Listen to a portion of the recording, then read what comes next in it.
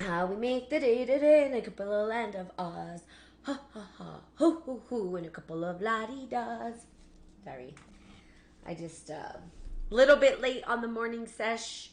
Some exciting news. I'm very, very grateful, very excited that I will be presenting to a group of individuals out in India. They are part of a college in Bangalore. St. Clair is the college, and I'll be presenting on personal development, setting goals, and achieving their goals, which is really exciting for me. Um, and so just feel very blessed, and just kind of want to talk about, you know, because opportunities arise, and I've been talking about opportunities and how do we sort of grab opportunities, how do we create these opportunities for ourselves. How did I get an opportunity to work with a college in India? How did I get to that point?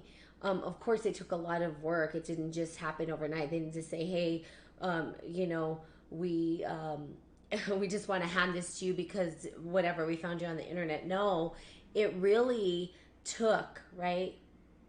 It took a lot of collaboration and connection with people. So I think that it's interesting because we as individuals, right, we're social creatures. And a lot of the time we find within our social constructs conflict, right, amongst each other. Like perhaps we don't see things the same way. Perhaps the way that you see life is not the way I see life. And I think right now we're at a critical time where this is surfacing and we can talk about it. We see that your friends who you thought, oh well, they must go this way or that way, or there's these things that are trying to basically pull us apart and show us that we're separate when we're really not separate. And these things are like the fight against, wearing the mask or not wearing the mask, and the presidency, at least from the Western perspective, um, the presidency, all of these things. And I want to tell you that that right there is what we call a postmodern paradigm, right? Because I'm told you I'm in paradigms of consciousness where we see the construct of a duality sort of coming up, and it's arising. Now, when we start to say, okay, is this duality serving us? No, it's not. And we're starting to say, well, maybe we're more interconnected than we perhaps thought we were, right? But we do know that the interconnection, whether good, bad, right, or wrong, or the result of it is suffering or not suffering, right? That there still is some sort of impact, and we can say this is like a cause and effect that happens. And this is what I mean by the cause and effect, is that even if we took a side, let's just say for instance we took a side, okay, and we're like, well, I'm a mask wearer, not a mask wearer. Either way, when we engage each other, right, from a perspective of relationship, if we think we're right and we want to drive this person to believe what we think, but this person doesn't want to, and they want you to think what they think, what we see is conflict. Okay, and that confliction that happens amongst each other, somebody either bows out, or or there's an attack, sometimes physically, and we see that, right, surface in individuals through anger, through rallies and fights and breaking windows and all these things. We see what I'm telling you and believe what I'm telling you, and I'm going to do it by force. Or sometimes people just bow out and say, I'm done with this, I'm not. And then now we don't have those friendships anymore. Here's the deal, we can say that it's us versus them, but the reality is that it impacts everybody. So we can't say that we're not integrated and interconnected, because the result has some sort of after effect for each individual that's engaged in that conflict. Okay, so even though two people come together in conflict and we think that we're talking about two separate things, the suffering that happens after the conflict arises still says we're interconnected. There's still some result. There's still some feelings. There's still some emotions behind it, or mental constructs that stay interconnected. So we can't say that we're separate from one another. We impact one another through these things. There's an impact that happens through that. Okay? Hey, Rick. So, how do you go from a South Valley, for those of you who live in New Mexico, right? A child who was raised up in the valley, and I would say that we were probably poverty if we looked at the construct of income, end up traveling to India, living in India, and doing all these things that everything in their power, these systems, the construct of the systems that were put together said that that's not what my life was going to be. Said, nope, it's not for you, right? This is not for you. Going and traveling the world is not for you.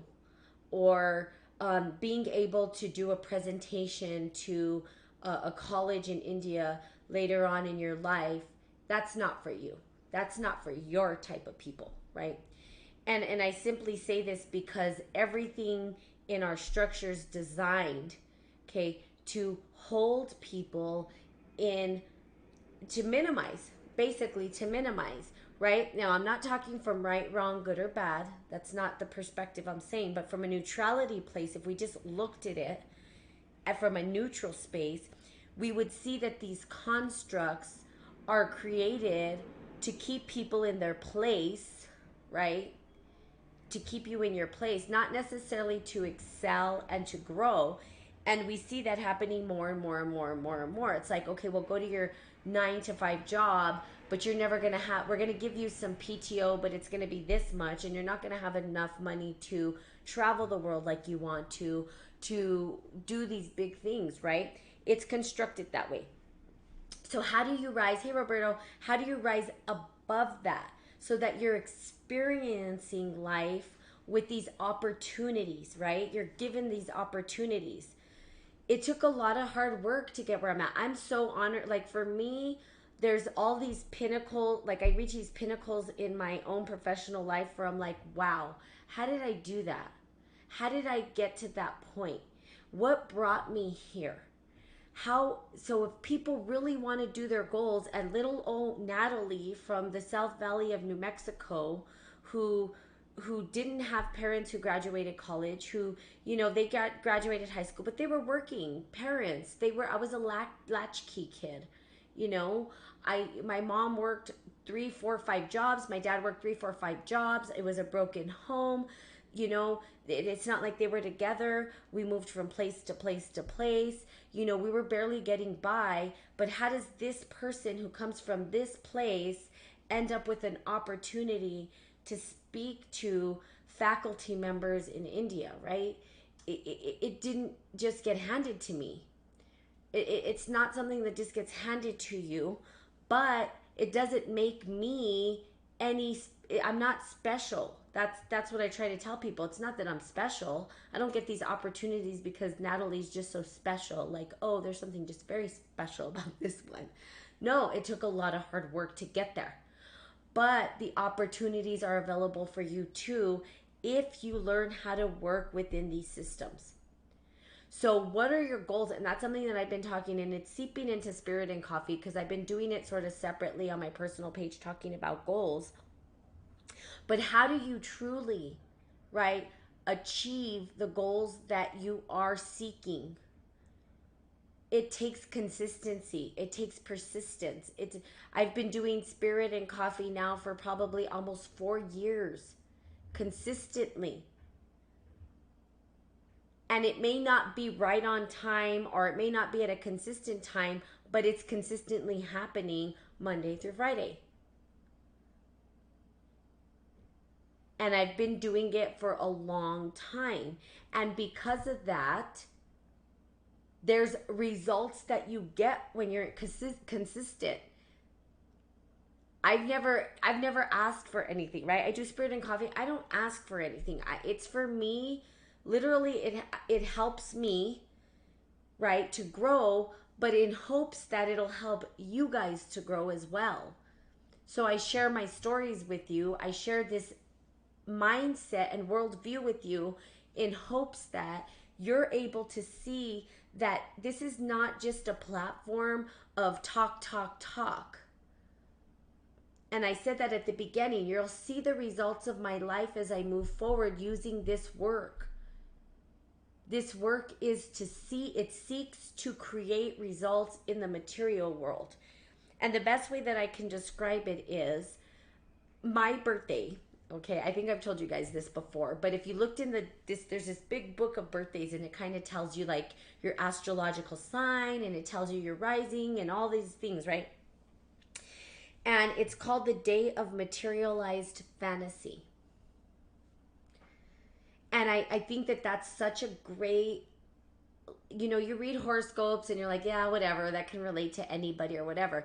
But the actual name that they gave to my birthday resonates with me because that's what I feel like. I feel like I was a dreamer as a kid, right? When I was little in the South Valley of New Mexico, for those of you who know, I can take you to where I lived. Literally, when you look at the South Valley of New Mexico, I was a dreamer. And I was like, I'm gonna do things. I'm gonna go places. But everything, the entire system said, no, I wasn't. It said, no, you're not going to do that. You know why? Know your place, basically. And that's what I was told by, all of these people who were leaders. They were supposed to be my leaders, my mentors. And really, all they kept telling me, and I had teachers said, you ain't going to amount to shit. You're not going to do anything with your life. I was called the B word by one of my teachers.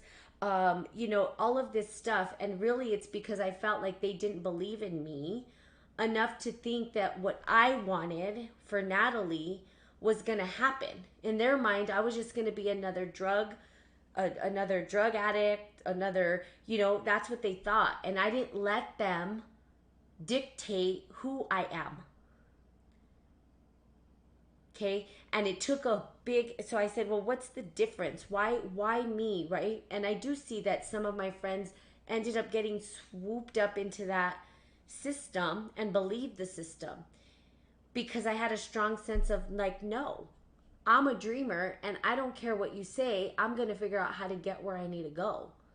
And if it's not you that's going to show me, somebody will.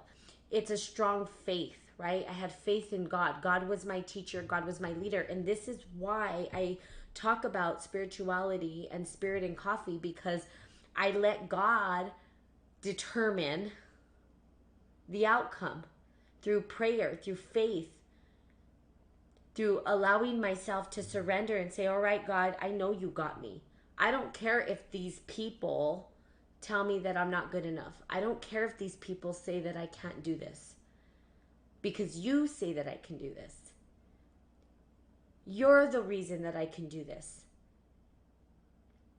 And it was the faith, like the deep, deep, deep, deep, deep faith. And not faith as in, faith, let me try to make this happen. Faith is in, I surrender, and whatever you give me, I'm going to be grateful for. And then what shows up, right, then there's gratitude for it. Not, oh, this wasn't enough, God, I need more. No, it was like, wow, you heard me. You heard what I had to ask for, and you gave me just what I needed at that particular time. And when I didn't receive what I was hoping for, I would say, okay, what am I doing? That's not, what am I doing? What can I do better? How am I not appeasing what needs to happen? Are there lessons? And a lot of it is, well, there are lessons, child, that you need to learn before I can give you more. You're still not there yet, right? And I wanted it all at once, but that's not how life works. It was little bits at a time. But I stood consistent. I didn't give up. I didn't just say, oh, I'm going to throw in the towel. That's it. Okay, guess what? They told me I'm a piece of shit. I'm not going to amount to nothing. My teacher said I'm going to be worthless. Let me just throw in the towel. I'm done. That's it. I'm worthless. I'm just going to go out and do drugs with my friends and never have any goals. And because they believe that that's what I am. And we do that. We wear the clothing of other people as if it's truth. When you know who you are and you have a goal and you know what you're aiming for, you need not listen to the outside world. The goals that you set for yourself, right? When you look internally and you're like, these are my goals. This is what I'm going to achieve. Just do it.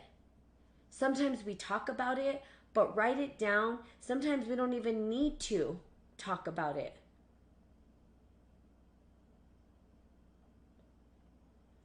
Sometimes we just go first, and that's what I tell people.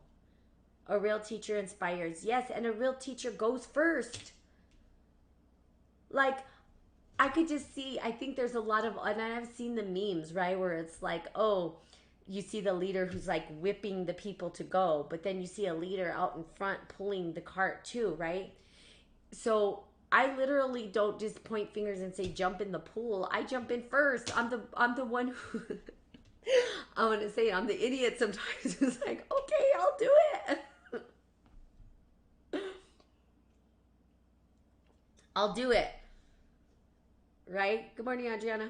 And so when we do this, right, it's like you think about it and you're like, wow, I'm going to go first and I'm going to fail, and that's okay.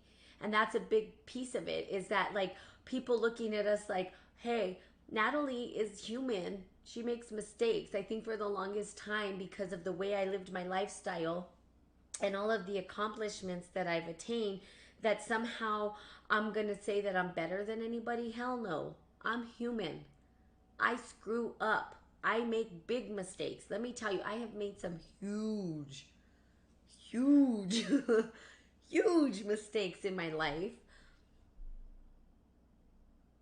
But I'm willing to talk about them, and I'm willing to be real about it and say, look, I've made mistakes, but that doesn't mean that the blessings and opportunities and your goals stop because of it.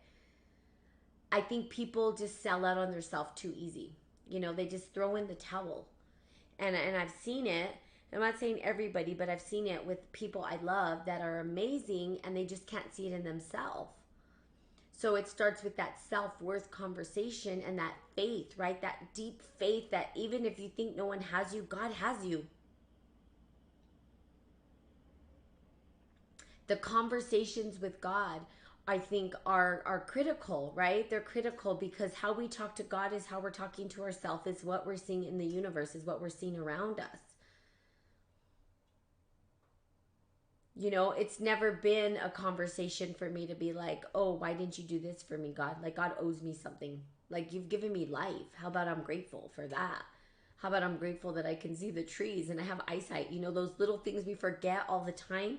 When things are really not going in my direction, I don't say why. I'm like, how can I change? What is it that I'm doing wrong? How can I self-reflect and take personal responsibility for what I'm seeing? Where did I need to shift? What is it what's the lesson that I need to understand here? Because to get to a point in your career, to get to a point in your goals, to get to a point, you have to be able, right, to be sort of a personal responsible and look at yourself and be kind of critical of yourself and say, okay, and listen to the feedback of others. I know what my feedback is. I know what people tell me. Good morning, Sober Mike. Good morning, Anointing Power. I don't know if you're still on here, but I know my weaknesses. I understand them, and I'm not afraid to talk about them. I know what people see of me. I know the common thread, right, of the feedback I get from people.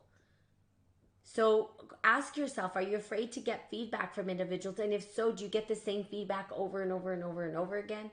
Doesn't mean that's who you are, right? It's just an opportunity for you to dig a little bit deeper into yourself, to ask yourself why you're creating that situation with the people you're connected to.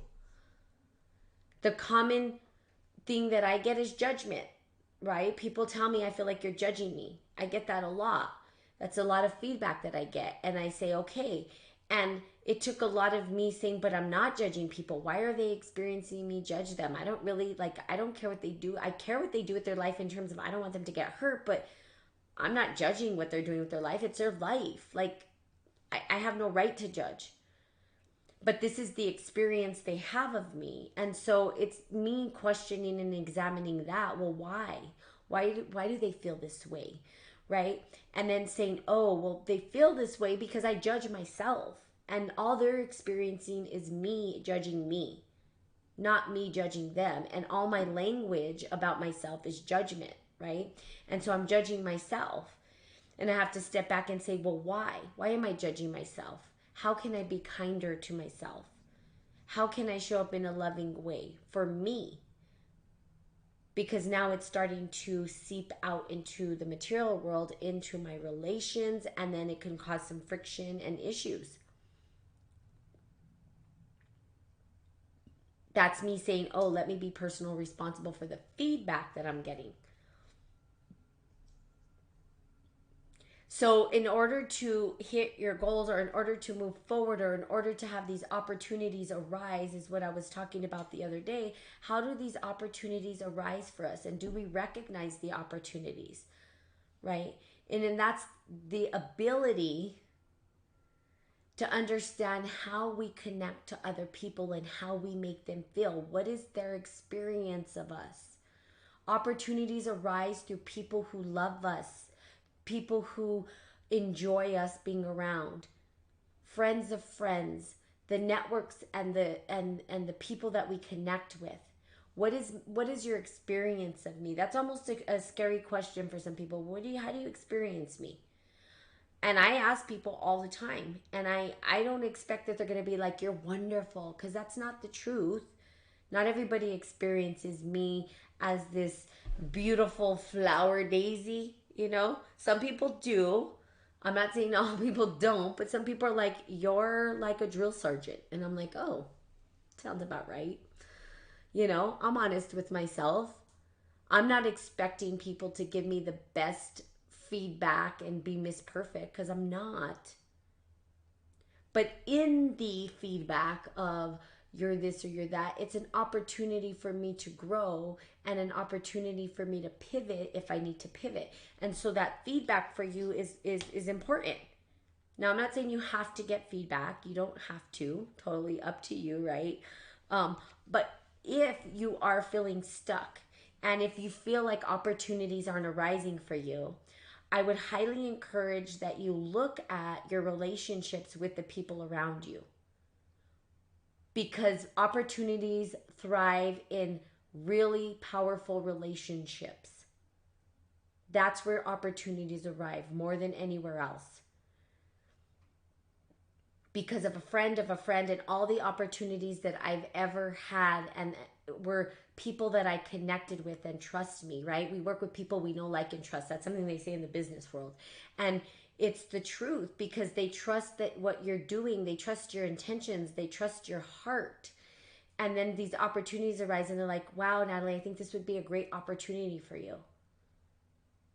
But in order for us to have those opportunities arise, we have to, or we get to, I should say, make those connections with our people meaningful, and make them authentic and real, not just a connection where we're like, but really connections mean really digging deep to the hard stuff, right? The stuff that's like murky. We're like, okay, what is your experience of me? Letting people give you their experience of you, you know, allowing the people you care, love, and trust to say, hey, you know, you're kind of like this, and maybe that's why that kind of didn't work out, you know. Here's how you could have been a part of the conversation. Here's how you could have maybe impacted others. And I know that there's been times when you've impacted me that way. I still love you, but here's how it showed up, right? And then being like, oh God, that feedback is critical. Why? Because I know that in order for me to have opportunities start to arise in my circles, right, in whatever I'm up to in my goals, that it comes through the interconnection of individual relationships, right? The relationships that we're building. And I can go over and over and over and over again about all of the relationships and all of the results that I've had, and they've all come from people who I've built meaningful relationships with. So again, the opportunity, right, arises. But if we're stuck in I'm right and you're wrong, and we're battling with people from this mindset, the opportunities start to kind of dwindle away. Now, don't take my word for it. And you don't even have to go out and practice it, but I would highly encourage that you practice this, right? if somebody has a difference of opinion, right, it's meeting them where they're at. So for me, I don't get into the debates of presidency. I don't do those talks, right? I don't do the talks of, and I'm not saying you can't. That's not what I'm saying at all. I'm just letting you know that opportunity arises when we're able to diffuse or to neutralize the space for individuals, right? So I don't do the talks of presidencies and mask or no mask, or is the coronavirus true or not true. That just creates separation between ideologies of individuals. Everybody has their way of approaching it. And I'm not trying to change anybody's mind. That's not what I'm here to do. I'm here to support people to live their best life if that's what they choose in the construct that we see today, which is a construct of duality. And the duality sort of saying it doesn't work anymore. We're having to look at that. Really, does it work or not? Well, no, it's not working in our relationships, because now we don't talk to our best friend who we've known for 100 years because they went totally the opposite direction of the way I think. And now we don't talk because we had an argument because I had to be right about it, or they had to be right about it, or whatever it was. So what do we talk about? Right? I talk about people's individual experiences. I meet them where they're at. If they, let's say for the mask, this is an easy one because this is it's impacting everyone. So put on a mask, don't put on a mask. And then someone will say, well, I got in a fight with somebody about a mask. And I said, okay, well, tell me about that. Why are you putting on the mask? What does it mean to you? How does that serve you and your this and that and the other? Oh, well, I'm afraid I'm going to get people sick and this and that and the other. So it's coming from a good intention of your heart, and then you go deeper into it and understand why they're choosing what they're choosing rather than telling them what to choose. Understand why. Be curious about people, or don't. I mean, it's up to you. I'm just curious. That's me. I'm curious about people. I'll go dig deep into why they eat bananas or don't eat bananas. Let's see. Sober Mike. Let's look. From my experience, whenever I'm practicing a character defect, I have to ask myself, what is the reward for doing this? With judgment could be pumping my intellectual ego. Yeah. Okay. In control, conveying. So, menting. Oh, something. Sorry. It just, I'm sorry, I'm trying to read this, but it cuts off the word. I was like, it's not so. Let's see. Hold on. Where is it? The judgment could be pumping my intellectual ego, being in control, covering something lacking within myself. So when I look at others, I don't look at myself. Many rewards for bad behavior. Yeah. Yes. Thank you for that insight. So it is something that the ego could be, and not that the ego is bad. Again, it's working. So from a spiritual alchemist perspective, it's working with everything we have without making it wrong. The function of the ego could be, it's here. So how do we get it to function in a way that's going to support us into our goals and intentions of righteousness, I would say. Some people may go the opposite direction with that. Again, results. I'm not going to say it's right, wrong, good, or bad, but results will show up based on the intention that it comes from. But we all have an ego, and the ego does kind of dictate some things. Let's see. Or I wouldn't even say dictate, but it has the ability to make its way into all aspects of our life. I'll just say that. Reward for doing this. My judgment could be pumping my intellectual ego, being in control, conveying something lacking in myself. Yeah. When I look at others, I don't look at myself. Okay. Oh, I see what you're saying. So basically, you're saying when you're judging, you're looking at others rather than yourself. I think that's what you're saying. I'm sorry. I don't know if I got the last piece, but you can say more if you're still on here. I don't know if you're still on here. Okay, so continue, and thank you for your insights. I love when people get feedback and they talk about their own personal experiences of this. So again, opportunity arises. That was the main message. Opportunity arises when we make meaningful, impactful connections with individuals. And the impactful connections I'm talking about are not just surface levels, but the curiosity of the people that you love. Like being completely ingrained in, well, why? Like curiosity. Like I'm a curious person. So, and sometimes it drives people nuts. I'm not going to lie. Don't be too curious, because I guess I get too curious at times where I'm like, oh, so that happened, but why? Like, I talk about bananas because my cousin Tikisha, um, she literally, when we were kids, didn't like bananas. But I wanted to know why she didn't like bananas. And, my question was like, well, why don't you like bananas? And she's like, I don't know. I just don't like it. And I'm like, okay, but like, what? Is it the taste?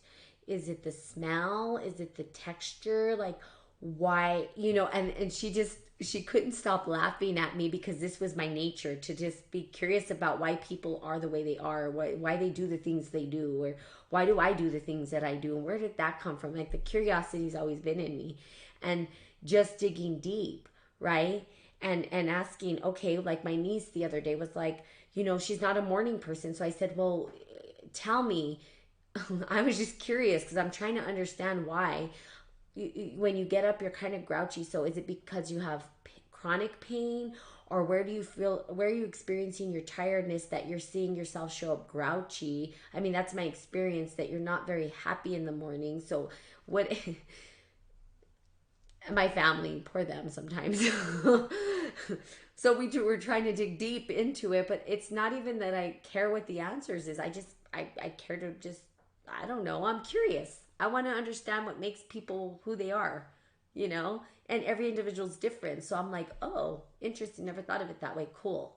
Or maybe I have a deeper insight as to why, but I took time out to care about it, and really engage it and really try to understand, why is this individual having this experience, and where is it coming from? And then what ends up happening, because you have this interest in them, like literally people will talk for hours to me and I'll just listen the whole time. Believe it or not, I don't always do all the talking. And then after a while they're like, well, I've done a lot of talking, what about you? And I'm like, I'm good. But to listen to their experiences, it's a curiosity that we have. We build those connections, and then before you know it, it turns into, hey, I have this opportunity. What if this and this and this? And I'm like, ooh, okay, let's do it. And then I just jump into it. So, what I'm merely suggesting is that opportunities arise with our deepest connections to individuals. And when we continue to allow ourselves to make those meaningful connections, we will start to see that the flow of our life starts to open up, the opportunities open up, and now we're able to step into something new and creative and fun, rather than be stuck in a dialect that isn't going to get us anywhere, which would be like, oh, wear a mask or don't wear a mask. I mean, okay, it's fun to argue, but then after a while, you're kind of like, yeah, but where did that get us? Now I'm just going to go have another conversation with somebody about the same thing. What about an opportunity arise? Well, okay, I get why don't you want to wear the mask? What is the reason why you're not doing it? Instead of saying, oh, you're going to kill people, or whatever judgments you're putting on them. You can if you want to, again. And being curious about it. Oh, okay, I get why you don't wear it. I'm wearing it. It's okay if you don't, right? Then so tell me more about that. Like, I choose not to be around you during this, not because I don't love you, but I have a different perspective. And when all this passes, we can hang out again for sure. But it gives you people the opportunity to feel like they're not wrong for the way that they live their life, but also gives you the opportunity to say, hey, I don't agree, but I still love you. Doesn't mean I don't love you. And then after, they might be like, yeah, when this all opens, maybe we can go on a trip together. Boom, opportunity. Or, you know what, I would love to have you, once this is all opened up, and I respect that you want to do it that way. I have a lake house. Why don't you come down to our lake house and join us for the... Absolutely. I would love to. Let's talk and connect after that. So again, it's just having that respect so opportunity can show up. It's up to you. So I would say go out and try this. Come from a space of neutrality. Be curious with your people. Make those interconnections. Don't let the world tell you that you can't do it. Don't just throw in the towel. Continue to work towards your goals. Be determined. And have an amazing Wednesday. And Thanksgiving is tomorrow. That doesn't mean I'm not doing Spirit and Coffee, because guess what? I'm going to get up at 4:30 and do my workout. Yay. And I'm still going to get on here. Yay. And then I'm still going to have time to go eat turkey all day. So there you go. So, for those of you in the Western world that are celebrating Thanksgiving, I'll say happy Thanksgiving to you. And I will be seeing you guys tomorrow to tell you a real happy Thanksgiving. So anything that you're doing to prep. So tonight, if you are engaging with family and you are interconnecting and the conversations about COVID, or if it's about all this and that, maybe this can help you with the conversation to be the neutral person in the family, um, and interconnect, and have fun with your family. Enjoy them, right? We only get so much time, so enjoy the time that you're gonna have with your family, okay, for this Thanksgiving holiday. All right. So I love you guys. I hope that this was helpful. I'm gonna continue on this string, and super excited